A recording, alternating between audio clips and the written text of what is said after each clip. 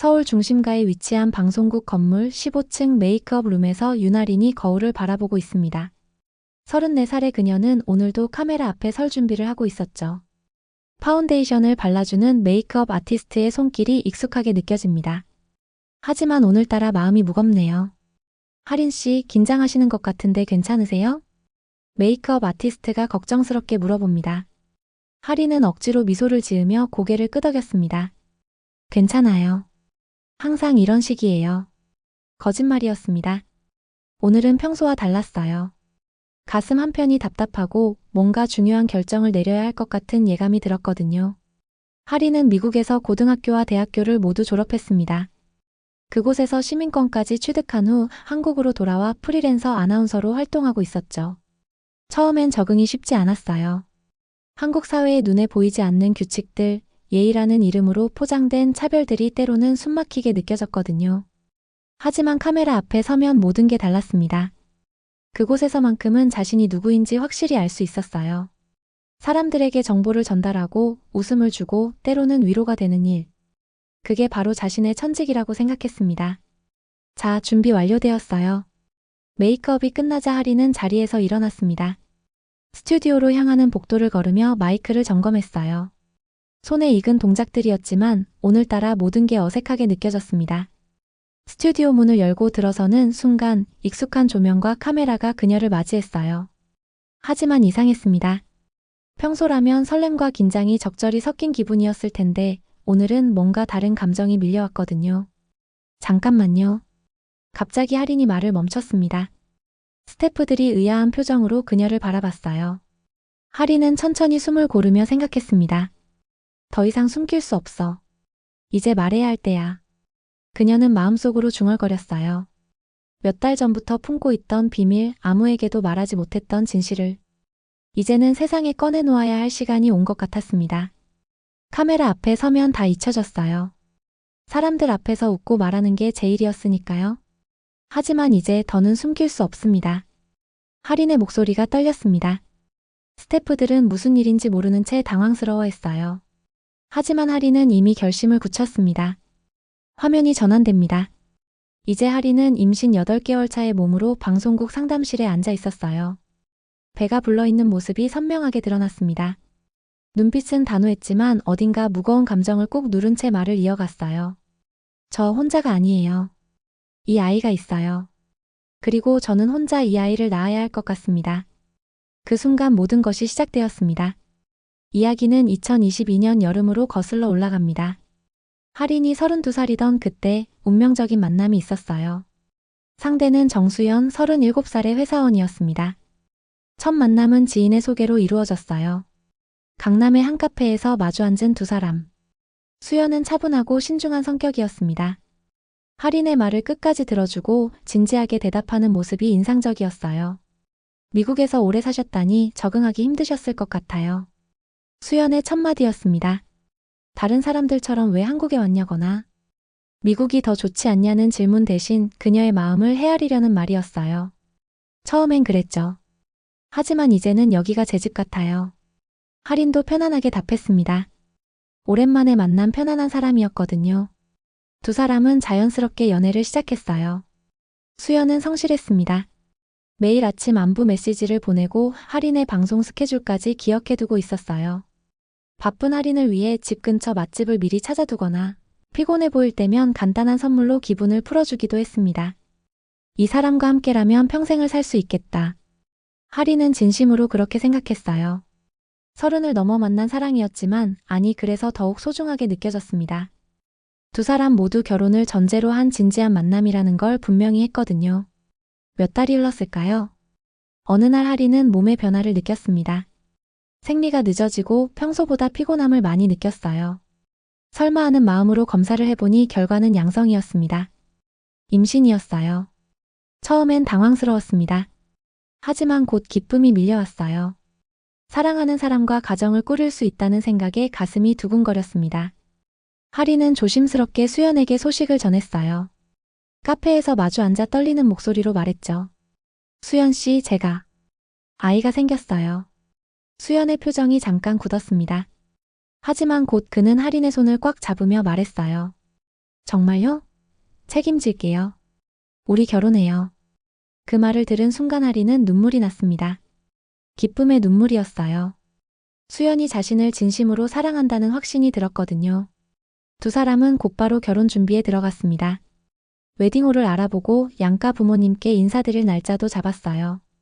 하린의 부모님은 미국에 계셨지만 딸의 결혼 소식에 기뻐하며 한국에 오시겠다고 하셨습니다. 우리 아이가 태어나면 이름을 뭐라고 지을까요? 하린이 배를 쓰다듬으며 물었어요. 수연도 미소를 지으며 답했습니다. 천천히 생각해봐요. 좋은 이름을 지어줄게요. 그때만 해도 모든 게 완벽해 보였어요. 사랑하는 사람과 결혼을 하고 건강한 아이를 낳아 행복한 가정을 꾸릴 수 있을 것 같았습니다. 하지만 세상 일은 늘 예상과 다르게 흘러가죠. 그 완벽해 보이던 계획에 균열이 생기기 시작한 건 바로 다음 주의 일이었습니다. 양가 상견례 일주일 전 수연의 태도가 급변했습니다. 평소 다정하고 세심했던 그가 갑자기 차갑게 돌아섰어요. 전화도 뜸해지고 만나자는 제안에도 핑계를 댔습니다. 무슨 일이에요? 요즘 좀 이상해 보여요. 하린이 걱정스럽게 물었을 때 수연은 한참을 망설이다가 입을 열었습니다. 하린 씨, 우리 좀 더 생각해봐야 할 것 같아요. 뭘 더 생각해요? 무슨 말이에요? 하린의 목소리가 떨렸습니다. 불안한 예감이 스쳐 지나갔어요. 아이 말이에요. 지금 낳는 게 정말 맞는 걸까요? 수연의 말에 하린은 얼어붙었습니다. 몇 주 전까지만 해도 함께 아이 이름을 고민하던 사람이었는데 갑자기 이런 말을 하다니 믿을 수 없었어요. 무슨 소리예요? 우리 결혼하기로 했잖아요. 그건 우리 부모님이 반대하셔서요. 수연은 제대로 눈도 마주치지 못하고 중얼거렸습니다. 하린은 더욱 당황스러웠어요. 부모님이요? 아직 만나 뵙지도 않았는데 왜 반대를 하세요? 그냥 아직 이르다고 하시네요. 중절이 답인 것 같다고 하셔. 그 순간 하린의 머릿속이 하얘졌습니다. 중절이라는 단어가 귓가에 맴돌았어요. 자신이 사랑한다고 믿었던 사람의 입에서 그런 말이 나올 줄은 꿈에도 몰랐습니다. 미안해요, 하린 씨.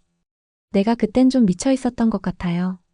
수연은 진심이 담기지 않은 사과를 반복했습니다. 하린은 그제야 깨달았어요. 이 사람이 변한 게 아니라 원래 이런 사람이었구나. 책임감 있는 척, 사랑하는 척했지만 결국 위기가 닥치자 도망치려 하는 사람이었던 거죠. 하루 만에 사람이 이렇게 달라질 수 있구나. 하린은 속으로 쓸쓸하게 중얼거렸어요. 그동안 믿었던 모든 것들이 한순간에 무너져 내리는 기분이었습니다. 며칠 후 더 충격적인 일이 벌어졌어요. 결혼식 계약금을 넣기로 한 바로 전날 수연이 어머니와 함께 하린을 만나자고 했습니다. 하린은 혹시나 하는 마음으로 약속 장소로 갔어요. 하지만 그 자리에서 들은 말은 상상을 초월했습니다. 하린 씨, 솔직히 말할게요. 우리는 당신 같은 여자를 며느리로 원하지 않아요. 수연의 어머니가 단도직입적으로 말했습니다. 하린은 어리둥절했어요. 제가 뭘 잘못했나요? 잘못한 게 아니라 넌 너무 똑똑하고 너무 당당해요. 우리는 그런 여자를 원하지 않아요. 순종적이고 조용한 며느리를 원한다고요. 그 말을 들은 순간 하린은 분노가 치밀어 올랐습니다. 자신의 장점이라고 생각했던 것들이 단점으로 치부되는 현실이 참담했어요. 그리고 미국에서 자란 애들은 이혼도 쉽게 하잖아요. 우리 아들 망가뜨릴까봐 걱정돼요. 수연의 어머니는 계속해서 상처가 되는 말들을 쏟아냈습니다. 옆에 앉은 수연은 아무 말도 하지 않았어요. 오히려 고개를 끄덕이는 것 같기까지 했습니다. 하린은 그 자리에서 일어났습니다. 더 이상 들을 필요가 없다고 생각했어요. 이 아이는 제 아이입니다. 지우지 않을 거예요. 하린의 목소리는 떨렸지만 단호했습니다. 수연과 그의 어머니를 만난 후 하린은 며칠 동안 잠을 이루지 못했습니다. 마음 한편으로는 화가 났지만 다른 한편으로는 막막했어요. 혼자서 아이를 키운다는 것이 얼마나 힘든 일인지 누구보다 잘 알고 있었거든요. 하지만 포기할 수는 없었어요. 뱃속의 아이는 죄가 없었으니까요. 엄마, 아빠께 말씀드려야 할 것 같아요. 하린은 미국에 계신 부모님께 전화를 걸었습니다. 시차 때문에 새벽 시간이었지만 더 이상 미룰 수 없었어요. 하린아, 무슨 일이야? 이 시간에 전화하다니. 어머니의 목소리가 걱정스럽게 들렸습니다. 엄마, 저 임신했어요. 그런데 결혼은 못할 것 같아요. 한참의 침묵이 흘렀습니다. 하린은 부모님의 반응이 두려웠어요. 그 남자가 책임을 안 진다는 거니? 아버지의 목소리였습니다. 화가 나 있는 것 같았어요. 네. 처음엔 책임지겠다고 했는데 갑자기 마음을 바꿨어요. 하리는 그날 있었던 일들을 부모님께 모두 말씀드렸습니다. 수연의 태도 변화부터 그의 어머니가 한 말까지 모든 걸요. 하리나 미국으로 와. 여기서 아이를 낳고 키우자. 어머니가 제안했습니다. 하린도 그 생각을 해보지 않은 건 아니었어요. 미국에서라면 혼자 아이를 키우는 것에 대한 시선도 덜할 테고 복지제도도 더 나을 테니까요. 하지만 하린은 고개를 저었습니다. 아니에요, 엄마. 저는 한국에 남을 거예요. 왜? 여기가 더 나을 텐데. 도망치고 싶지 않아요. 아이에게 떳떳하고 싶어요. 엄마가 도망쳐서 낳았다고 말하고 싶지 않아요. 하린의 목소리는 확고했습니다. 부모님은 딸의 의지를 꺾을 수 없다는 걸 아셨어요. 그래도 출생신고는 어떻게 할 거니? 한국은 미국과 달라서 아버지 동의가 있어야 한다면서? 아버지의 말에 하린은 잠깐 멈칫했습니다. 맞았어요. 한국에서는 혼인 외에 출생에 대해서 아버지의 인지가 있어야 출생신고가 가능했습니다. 며칠 후 하린은 인터넷을 뒤져가며 관련 정보를 찾았어요. 그러다가 태아인지라는 제도를 알게 되었습니다. 친부가 간단한 서류 한 장만 써주면 아이가 태어난 후 출생신고를 할 수 있다는 내용이었어요. 이거면 돼. 수연이 이것만 해주면 돼. 하린은 희망을 품었습니다. 서류 한 장 쓰는 일이 그렇게 어려운 일은 아닐 테니까요. 하린은 어머니에게 부탁했습니다. 자신이 직접 가면 또 싸움이 날 것 같았거든요. 어머니는 망설이셨지만 결국 수연을 만나러 가주셨어요. 수연 씨, 서류 하나만 써주세요. 그러면 아이가 태어났을 때 출생신고를 할 수 있어요. 하린의 어머니는 최대한 정중하게 부탁했습니다. 수연은 그 자리에서 미안하다는 말을 여러 번 반복했어요. 그리고 서류 작성을 약속했습니다. 정말 고맙습니다. 하린이가 얼마나 힘들어하는지 아세요? 어머니의 말에 수연은 고개를 끄덕였어요. 알고 있어요. 제가 너무 못났어요.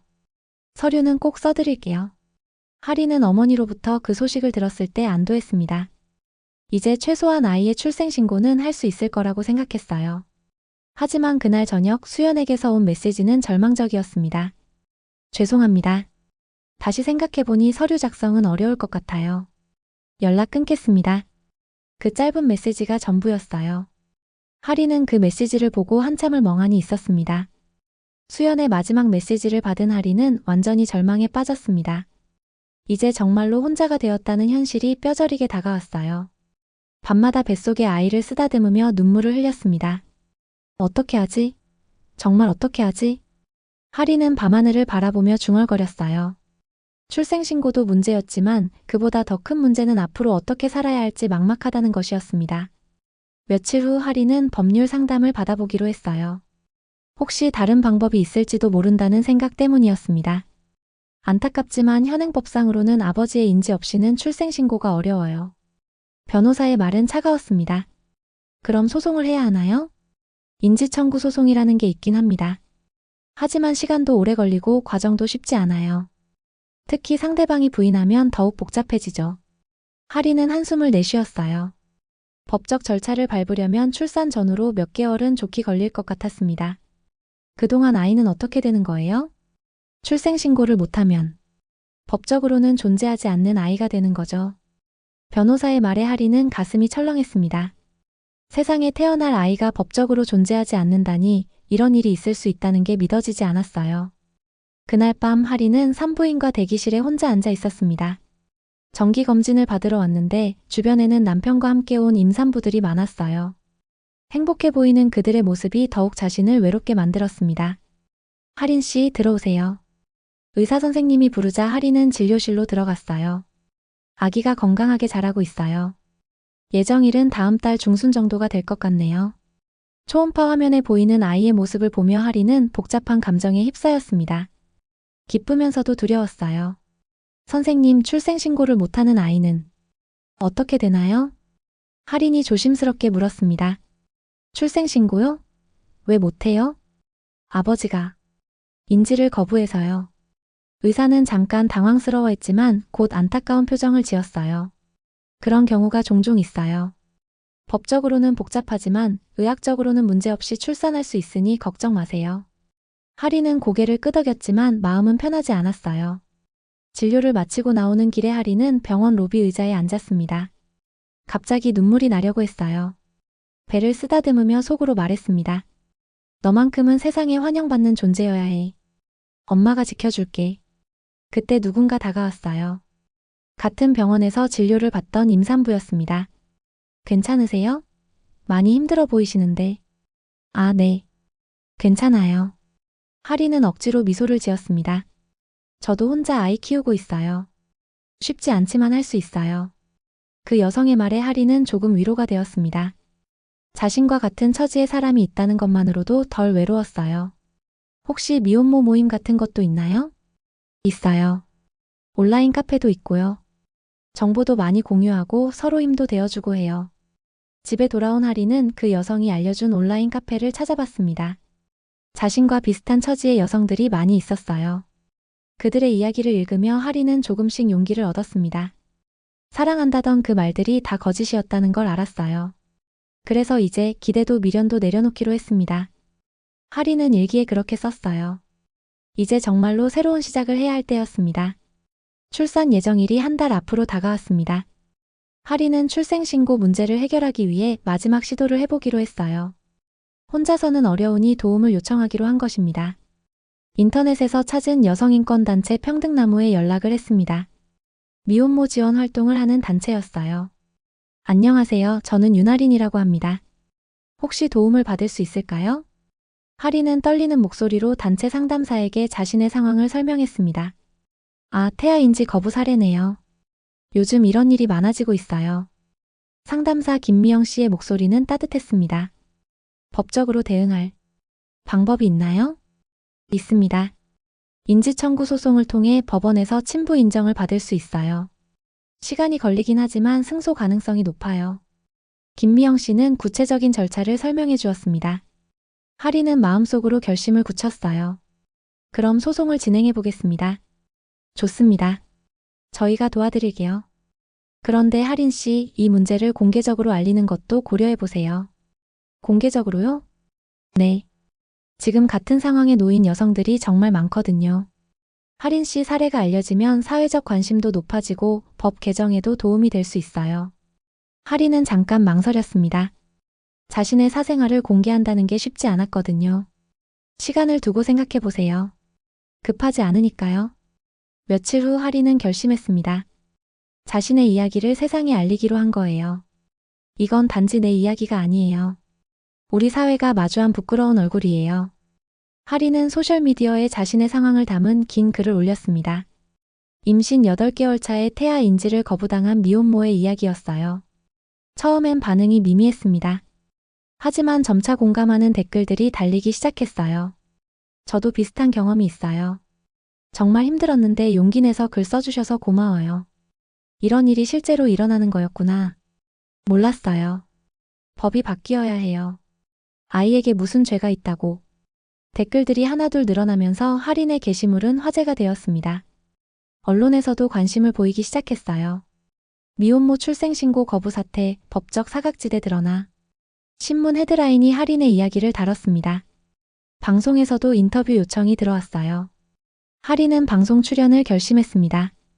더 많은 사람에게 이 문제를 알리고 싶었거든요. 출산을 앞둔 상황에서 출생신고를 못할 수도 있다는 현실이 받아들여지지 않았어요. 제 아이만의 문제가 아니거든요. 방송에서 하리는 담담하게 자신의 이야기를 했습니다.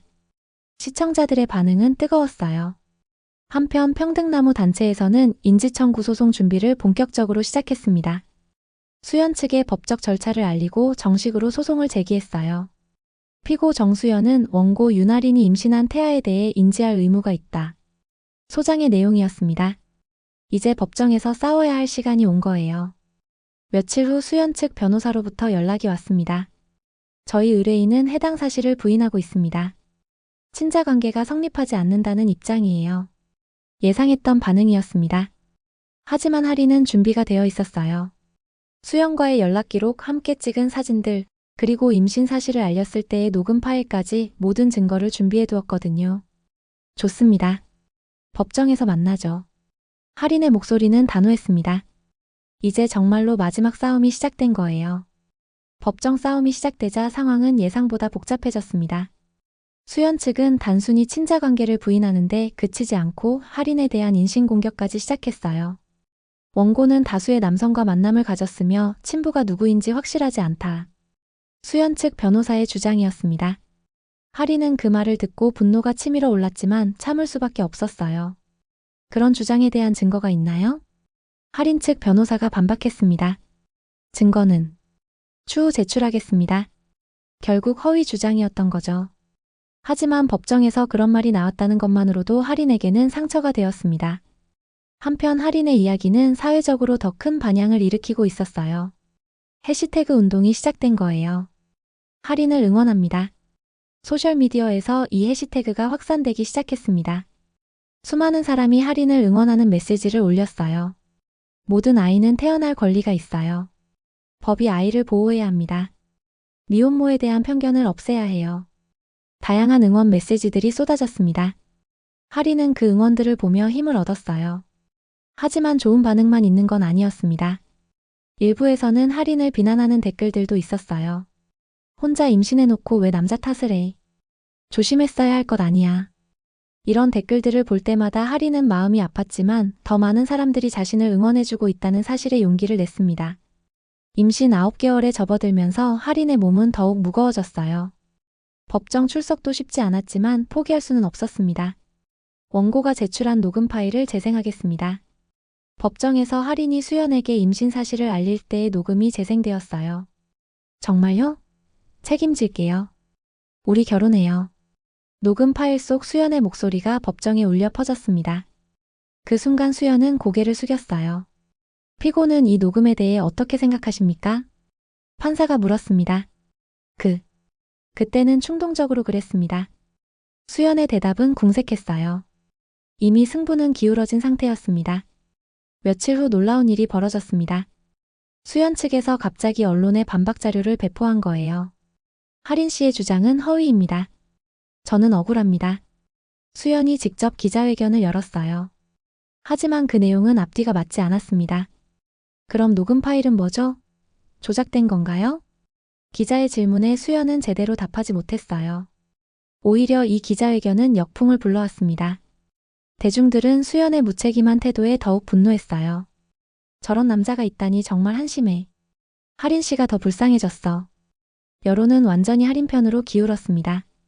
마침내 법원 판결이 나왔어요. 피고 정수연은 원고 윤할인이 임신한 태아를 인지하라. 승소였습니다.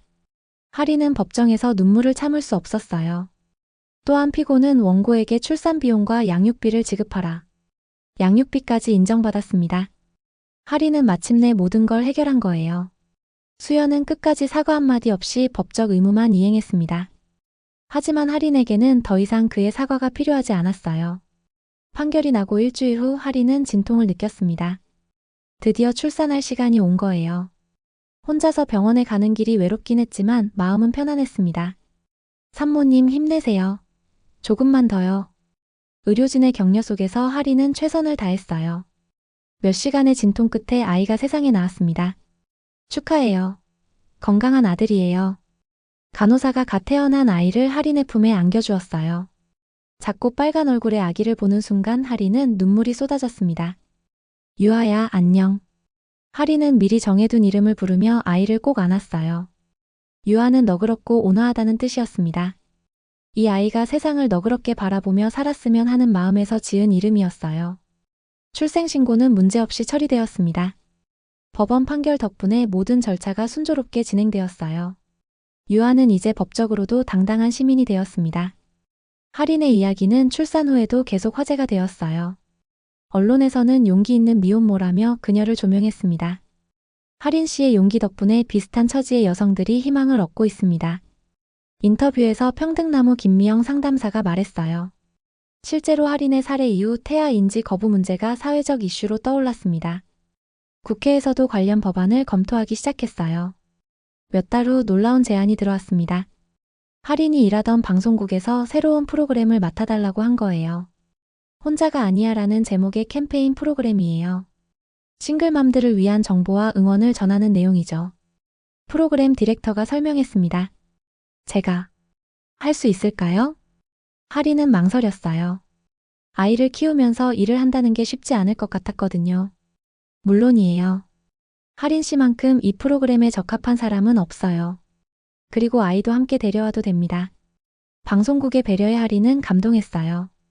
첫 방송날 하린은 유아를 데리고 방송국에 들어섰습니다.